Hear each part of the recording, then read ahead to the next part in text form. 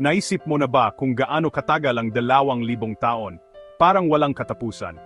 Pero sa malaking kwento ng sangkatauhan, ito ay isang kabanata na puno ng kamanghamanghang pagbabago at matibay na pananampalataya.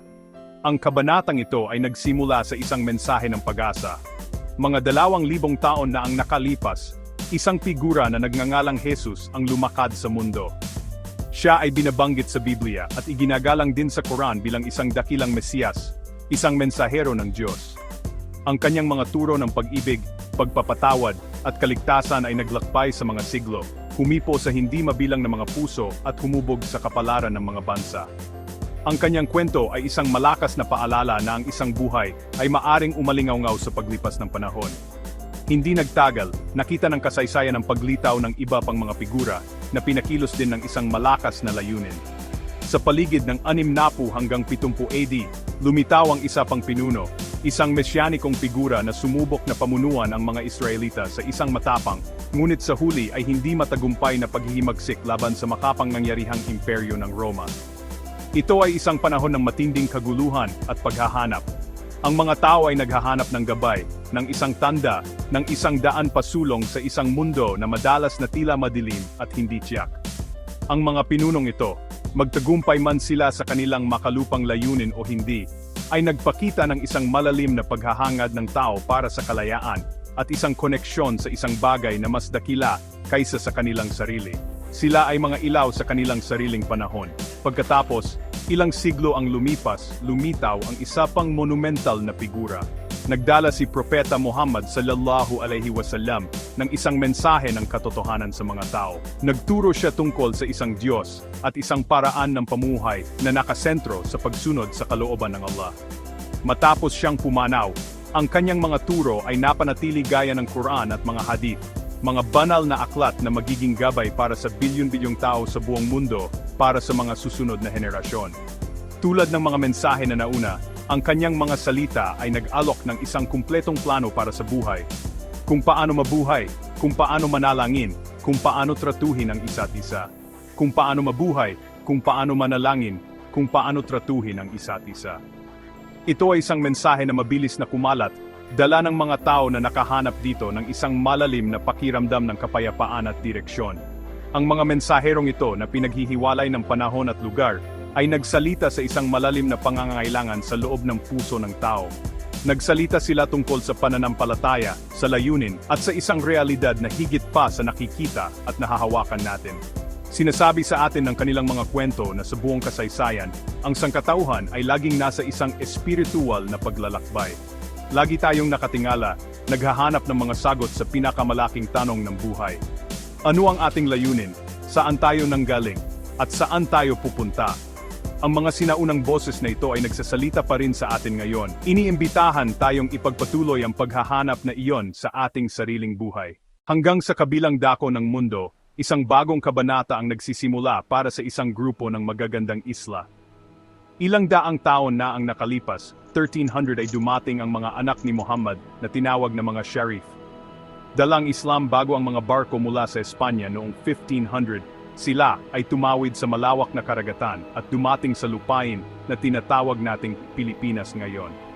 Nagkatunggali sila at magkasama nilang hinubog ang mga isla at dala ng mga anak ng propeta, Muhammad sallallahu alaihi wasallam, ang Quran at Sunnah at ang Sultanate System, at dinala naman ng mga Espanyol ang kanilang mga espada, ang kanilang kultura, at ang kanilang pinakamahalagang aklat, ang Biblia.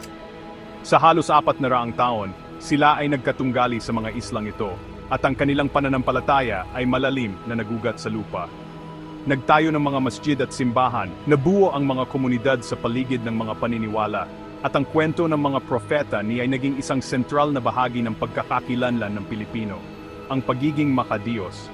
Ito ay isang panahon ng napakalaking pagbabago, pinagsasama ang mga lumang paraan sa bagong pananampalataya na lumilikha ng isang natatanging kultura na patuloy na nagniningning ngayon. Ngunit ang kasaysayan ay laging gumagalaw at ang mga imperyo ay bumabangon at bumabagsak.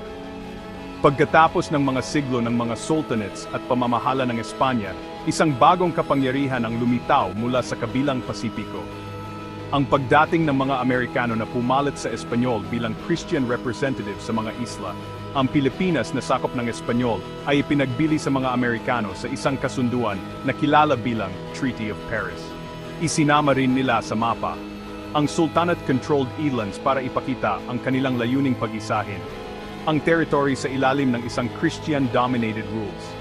Isang bagong wika at isang bagong uri ng pamahalaan ang ipinakilala.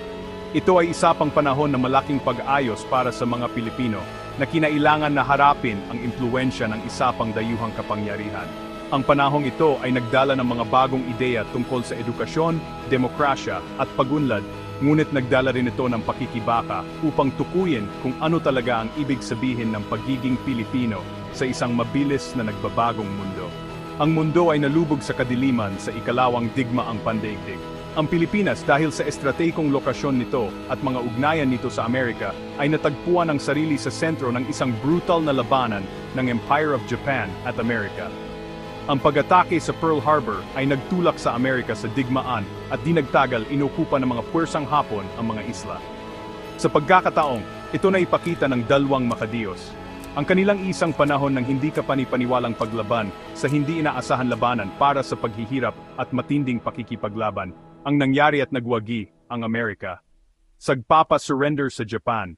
Magkasama ang mga Pilipino at Amerikano na lumaban, at ang diwa ng bansa ay sinubok sa mga apoy ng digmaan.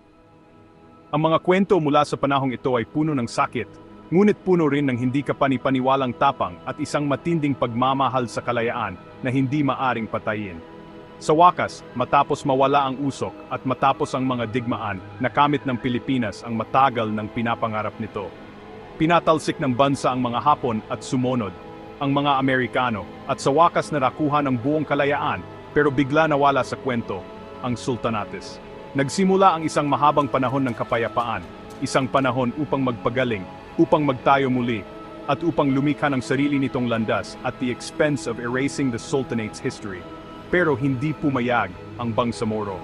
Ang paglalakbay ng isang realidad, dalawang pangarap at faith ay mahaba at mahirap, na minarkahan ng kolonisasyon, sabotage, pagtatraidor, digmaan, at pakikibaka sa pagitan ng dalawa.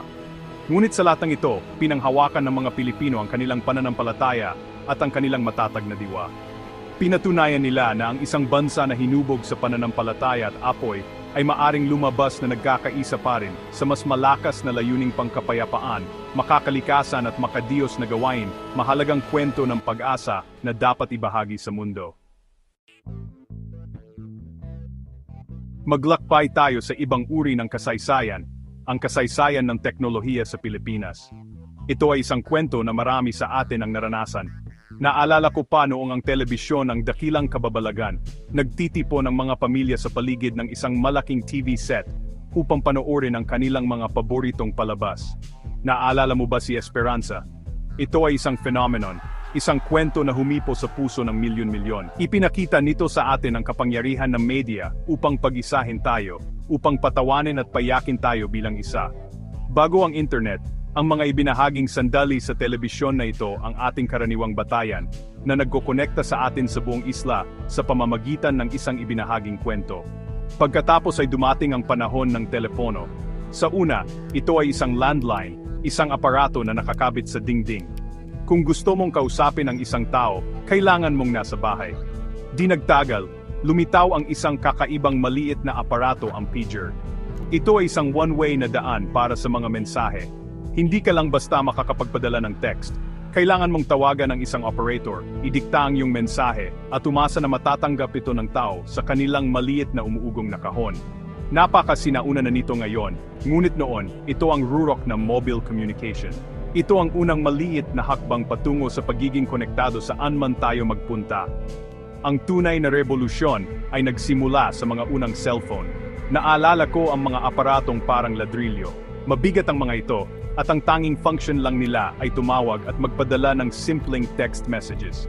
Walang camera, walang touchscreen, walang internet. Maari ka lang siguro maglaro ng simpleng snake sa isang maliit pixelated na screen. Akala namin ay kahanga-hanga ito. Pagkatapos ay dumating ang BlackBerry na may maliit na keyboard na nagpapadali sa pag-type ng mga mensahe. Ito ay naging pinakamahusay na tool para sa mga negosyante at sinumang gustong makaramdam ng koneksyon. Bawat bagong aparato ay tila isang malaking paglukso sa hinaharap.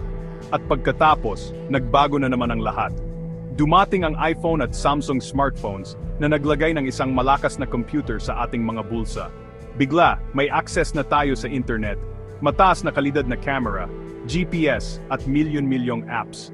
Ang mundo ay nasa ating mga kamay. Ang hindi kapani-paniwalang paglalakbay na ito mula sa TV ng pamilya hanggang sa smartphone sa ating kamay ay nangyari sa loob lamang ng ilang dekada. Ipinapakita nito kung gaano kabilis mababago ang ating mundo ng teknolohiya. Mayroon tayong mas malaking kapangyarihan upang kumonekta at lumikha kaysa dati, isang kapangyarihan na pinapangarap lamang ng mga nakaraang henerasyon. Napakagandang panahon upang mabuhay. Ngayon, palawakin natin ang pananaw. Tingnan natin ang higit pa sa kasaysayan ng tao at teknolohiya, sa kasaysayan ng lahat. Sa mahabang panahon, sinubukan ng mga siyentista na sagutin ang isang malaking tanong, gaano nakatanda ang ating mundo? Sa pamamagitan ng maingat na pag-aaral ng mga bato at fossil, tinatayang ang ating planeta, ang Earth, ay humigit kumulang 4 hanggang 4.5 bilyong taon na. Isipin mo ang bilang na iyon. Ito ay 1,000 milyon, 4 na beses. Ito ay isang napakalawak na saklaw ng panahon na ang buong 2,000 taon ng kasaysayan na tinalakay natin ay magiging isang maliit, hindi nakikitang tuldok lamang. Nakakapagpakumbaba na malaman kung gaano kaikli ang ating naitalang panahon kumpara sa edad ng ating tahanan. Ngunit hindi huminto doon ang mga siyentista. Tiningnan nila ang mga bituin at nagtanong ng mas malaking tanong, gaano nakatanda ang buong universo? Sa loob ng maraming taon, gamit ang kamanghamanghang Hubble Space Telescope, nakabuo sila ng isang pagtatantya. Naniniwala sila na ang universo ay humigit kumulang 13.5 hanggang 13.7 bilyong taon na isinilang mula sa isang pangyayari na tinatawag nating Big Bang. Ang bilang na ito ay naging pamantayan, ang tinatanggap na edad ng lahat.